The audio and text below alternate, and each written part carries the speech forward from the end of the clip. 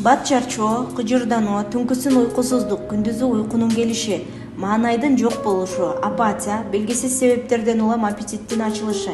Мунун баары жаңыдан башталып жаткан күз айларындагы депрессия десек болот. Анда эмесе сиздерге күзгү депрессиядан арылуунун 6 ыкмасын төмөндө сунуштайбыз.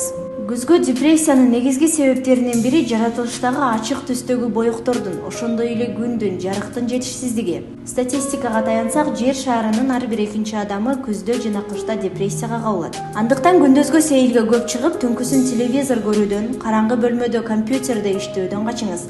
Анткени караңгылык депрессиялык абалды чакырган TNF белогунун иштелип чыгышына шарт түзөт. Антидепрессант азык-түлүктөрдүн, таттуу тамактардын менюда болушу жакшы. Мисалы, банан, нан, сүт азыктары, шпинат, кургатылган өрүк, шоколад, какао жана башка. Ананда көбүрөөк суюктук ичүүнү унутпаңыз. Фастфуд, полуфабрикат, курулган азыктарды, чипсы жана башкаларды азыраак колдонуңуз. Туура эмес рациондогу транс майлардын өлчөмү көп болгон азыктар депрессиянын пайда болушун 40%га жогорулатат. Антидепрессанттарды колдонуудан сак болуңуз. Көптөгөн илимий изилдөөлөр күзгү депрессияга каршы күрөшүүдө антидепрессанттар пайдасыз экенин көрсөткөн. Анткени алар депрессиянын пайда болуу себебин жок кыла албайт. Андан көрө кечкисин табигый антидепрессантты, жалбыз кошулган чайды ичиңиз. Ага кошумча уктаар алдында лаванданын эфир майы кошулган ваннага түшүңүз. Таптакыр эле кыйналып кетсеңиз, жашооңузда жай болушун камсыздаңыз.